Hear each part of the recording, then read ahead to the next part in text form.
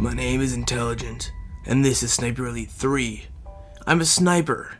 I aim for the balls, since as a kid, I never had any. And it's my duty to give you all the information on every game ever released. Ever. And on this video, we're looking into the series defining sniperelite 3. Let's get started. sniperelite 3 takes everything we learned from the second and changed it with so many new features. The two games are entirely different genres, with a new open world and gunplay. At this point, the series was posting games years apart, and every new game was innovative, and now has gotten to a stale gameplay method. And Rebellion seems to suck at advertising. I mean, I never knew these games came out, and if you look up Sniper Elite, the third game doesn't come up until after every other game and DLC for some reason. If this video feels a little weird, it's because this is a script from December, so it's not structured the same as my normal videos, but I wanted to keep it this way because it's the same opinions I had after I beat the game, and so I just imported it onto the PS5. But either way, let's take a look into what the game has to offer, and what has changed since the last, and what innovations are extremely good, or extremely bad. Pause. This video is extremely old, and the script is extremely old and extremely bad.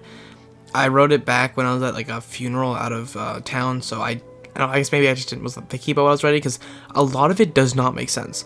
I just want to give you a warning that this video is not like the best review. I might go back and re-review it, but I still wanted to go through because I didn't know how bad it was until I finished the video, and I was like, this is not that good of a script. Still enjoy the video. It's still not terrible. It's just that some of the stuff, like, it's different formats and different stuff, and some of my opinions might have changed a little bit. I did retype some of it, but I just had finished so much already, so I thought I'd post it. But next video should be much better, but still, enjoy. The sniperelite series has never been known for its story. It's for little men who want to see bullet physics. Either way, let's go over the story in case you ever wanted to play the game. And usually I don't do this, but again, old script, so let's go through it. It's June 1945, and American sniper Carl Fairburn is defending up his point in Africa from the Afrika Korps, the German troops placed in Africa to pursue various operations. Carl defeats several artillery locations, but gets separated from his fellow soldiers. British Naval Intelligence Service notices his performance in the battles and tasks him with the very important mission of hunting down General Franz Wallen, one of Hitler's favorite generals in the war. Carl here heads to Libya, where he assassinates multiple Germans and Italian officers, only to get very little information on the whereabouts of the general. But he does find information on a German superweapon titled Project Sucha, German for plague. When they are tasked with rescuing a British operative from the POW camp, after killing everyone in the fort, we help the prisoner of war escape, and we also destroy several Flak 88s. The POW's name is Brower, and he was willing to give us all the information of the whereabouts of Wallen's command, a desert village in Egypt. Our Wüstengeist, aka Desert Ghost, sneaks into the town, and we find out that Wallen's officers are becoming disgruntled with the way things are being done, and they plan on betraying him. They have stolen his notebook, and in there his plans to betray Rommel. We blow things out of the water and kill the officer tasked with stealing the book. We flip through a couple of pages and discover that Wallen's plan is to use his giant superweapon to conquer the Allied forces, and then all of Europe. The two head to a base of operations to obtain information on the project. They open up a safe with a reel of the superweapon. The Project Sucha is a super tank codenamed Rat, or the 100-ton Rat. In this battle, a Tiger tank kills our friend. Didn't I tell you? And we bury him and collect a bullet from his body. We then help the LRDG take on the airfield, and I freaking hate this mission, taking on one of Wallen's last supply lines. We find the location to the Rat production facility and plant charges both on the pillars and on the tank. We then drop a load of shells on the tank because they're just, for whatever reason, up there, exploding the project. And Wallen gets crushed, and we take the bullet from our best friend, put it in his gun, and deal the finishing blow. Help me! I am nothing like you. I remember who I kill.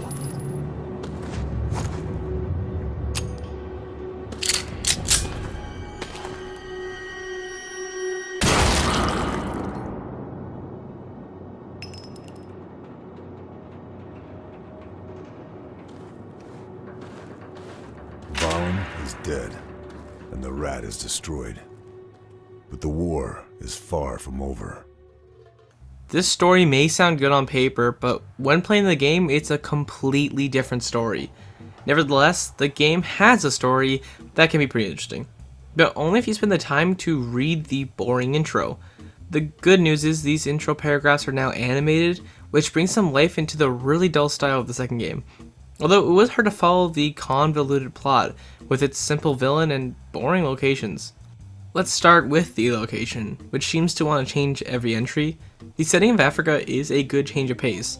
The desert environment changes the game's scenery, but that doesn't mean it was implemented perfectly.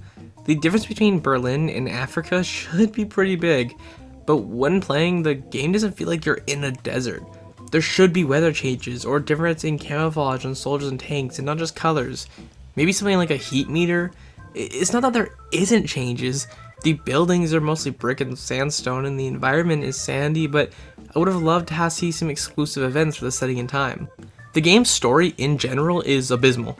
The main villain feels like they just showed up for no reason. The game proves that villains need an actual reason to be our main antagonist. They can't just be another Nazi general. That's what we experienced in the last title, but at least there we had a reason. He was a rocket scientist and he was directly leading the V2 weapon program, and multiple of the other scientists. So Valhen being the...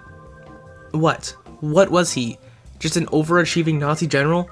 All he is doing is creating super weapons. It really doesn't have much to do with him directly. And while I like the ending because it was badass, what the hell? This dude did not kill your friend. He is just another Nazi general. We should have had something more screen time for the guy. It's not like I don't like the villain, just more character development would have been appropriate. Super weapons in general are actually effective storytelling, except it isn't done right, so I take that compliment away. I like the big boy tank, and once knowing it was a real idea made by Hitler and his generals, it makes the game a lot more interesting. So why did I only find this about us on Wiki? Like, why not show us some real footage of the tank in action? Or just test? Show us the strength, and it's not that we didn't see the tank was close to being completed. By showing us and not telling us the stakes, we can get a sense of what the thing is and what we need to do to save the world. Every level doesn't feel connected. In most games, the story is an arc for the missions. We start at a point A, and every mission leads us closer to point B. Sniper Elite 3 feels like every mission is its own arc.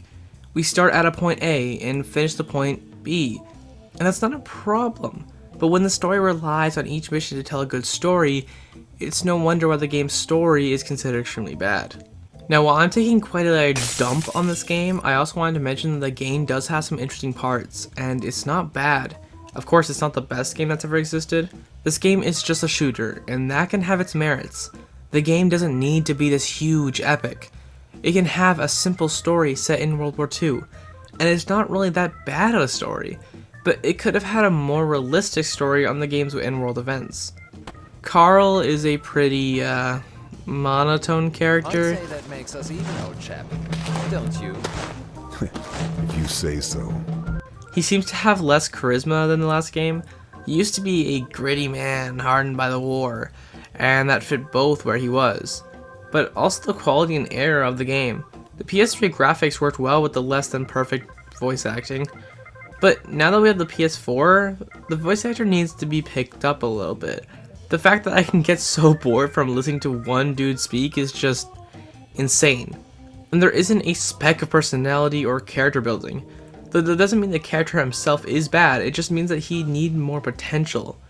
Okay, I swear now, let's go over something good.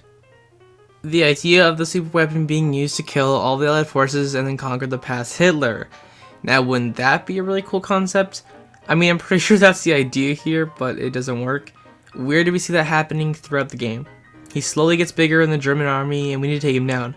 But the story we have is still passable. Guys, I swear I'm trying here. It's just not that good of a story. But trust me, that doesn't mean this game is bad. In fact, this game is pretty good. The last thing I like is the location. I like that we aren't in the same place every game, as I mentioned earlier. They are trying to switch up, and each game in the setting of Africa does well. Either way, let's get into the strong point of this game, and the reason I and many others recommend it. And yes, I finally will go over something good. Sniper Elite 3 takes everything about the second game and improves it. And is it wrong to say that I made those changes happen with my video? Okay, yeah, but maybe. But seriously, this game takes a lot of what I said in the V2 video and improves them. And while some changes are a little harder to digest than others, overall, everything done has its benefits. The core gameplay is still the same. You have 3 weapons, your pistol, submachine gun, and the trusty sniper. These weapons aren't the only things you can do. You have grenades, mines, tripwires, more mines, and rocks, and you can use these for great success. You also have bandages with a health system that allows you to heal whenever you need it, but with limited amounts. All these changes are really good for the game. The health system in the last game made it very slow to progress. You could get shot and hide for a few minutes, then get back and start firing, where now you really need to think about when to heal. You can't move when you heal, and you're forced into a crouch position, and knowing when you can continue without healing is important, as you have limited bandages. Damn, there are so many changes I want to talk about, but I want to do it properly and cover everything. But I guess let's start where you start, the levels. So, thrown away is that linear design, where you need to get to the end position by killing rooms of enemies. And now we have open levels, where you can choose what you want to do, while still having an objective. The game can now be played however you want to. If you want to go guns blazing, I mean, good luck, but you can. If you want to be a pacifist, for the most part, you can. Or if you want to be stealthy and only shoot when necessary, you can do that too. The game also lets you choose your own path for each level, usually having a left, right, or middle path to your objective. The game sets up your main objective with a star marker, and it's up to you how to make your way to that objective. And you decide when to attack or when to walk away, and stealth plays a huge role in how you complete each level. As if you get spotted early in a mission, it won't be easy for the rest of the way. Although the amount of distance before you get spotted can be super inconsistent. Sometimes they see you miles away, or sometimes all you need to do is hide behind a pole, as if not being able to see the tank makes the tank not see me. I'm assuming the way they calculate if an enemy is watching you is that they take a direct line between your character and the enemy, and once it gets broken from an object, they can't be seen. But it's weird when an enemy spots you either from layers down or high above, and it's a system that needs real change. You also have to determine when to crouch, crawl, run, or walk. Standing will mean you will get seen miles away. Crouch sets that bar lower, and crawl makes you invisible. Running and walking will sometimes get you caught, as the footsteps alert the guards. But if I run 30 floors down and start sprinting, should they still be able to hear me? Well, I guess the developers thought so, since that's what exactly happened. It seems the stealth in the game was never perfected and could use some features that would have been more useful. And while you can try to use a rock to stretch a guard, good luck with sneaking past. Each enemy will face the rock, even basically just facing you. Sniping with your rifle has never felt worse. And better. But worse? The game has much better bullet physics and cutscenes. The body parts are even more detailed, and the bullets exploding are such a great aspect. But Jesus Christ, these animations play way too much. Like, I don't need to see a kidney explode or a bone breaking, but keep things like ball shots or through the reticle or even the eye. Otherwise, it makes killing a room full of enemies takes 8 minutes longer due to these animations. So I turned them off in the settings. Something I appreciate. I went to low, still happened about 4 times in a row, then minimal where it happened 4 times in a row. So at some point I just turned it off. That's how annoying it started to get. If it only happened when something cool happened, it'd be a lot better. In the last title, it felt like you could use your sniper for every single encounter. It didn't matter if it was close, far, or even across the map. The sniper would get the job done. Whereas in this game, you can no longer third-person aim, making the sniper a much more limited weapon, and gives more of a reason to not only be stealthy for each and every encounter, but to use your other guns and use that to the best deal of the situation for each encounter. You can now change up your weapons in the menu, and while it's not the ideal setting I would have loved to see, it does the job of giving some changes from the mission to mission. Tying that to the customizable options, you still cannot attach a silencer to any of your weapons. And of course, I know this would change the way this game would be played, but if the silencer could be found throughout the map or only certain clips for bullets, it would be so much better. Otherwise, it's something annoying that you have to deal with, like a perfect shot. But since the stupid noises won't go off, you have to alert the entire tri-state area. And speaking of, throughout the levels there are loud noises that are so loud they cover your bullets. But sometimes they never go off, and they can be the most irritating thing. Now, the last few things I wanted to talk about were the checkpoint system, and how it ties into the game's mechanics. This game was released in 2014, and should have many updated adjustments from the games earlier in the years. I recently played Mafia 2, and one of the many reasons I called that game bad was the horrible checkpoint system. And this game somehow managed to have a similar system. When going through the game, you'll come across bullshit all the time. I went through this entire level only to get to this part, where I died to the final tank. I died to some random ass shots and had to restart. From where? All the way back here.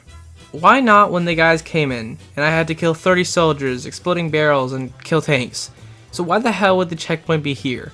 Why not before the boys blast in? Like, oh my god, how is this game from 2014, and this is still a problem?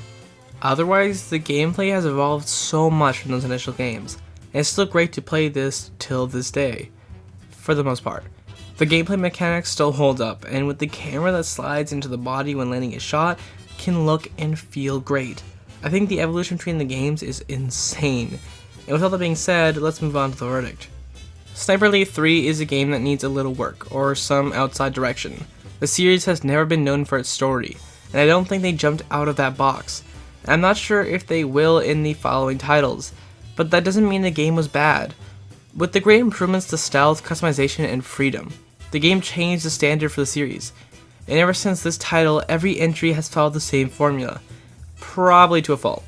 But even with these changes, both good and bad, the game gets a 78 out of 100 for its amazing evolution in gameplay, but it keeps it low for the terrible story with a villain that doesn't really show up until the missions where you kill him. Okay, I want to read this out because this will be really dated. Okay, that's the last game review before the new year and Season 2. Some big changes are coming soon, and something big should be out on this new year. So if you're ready to see a new era of IntelloGent channel, this script doesn't make sense. And I know I mentioned this already, but this is not a representation of anything that I'll do in the future. I just wanted to repeat it here. Thank you for watching, and I'll see you guys in the next one.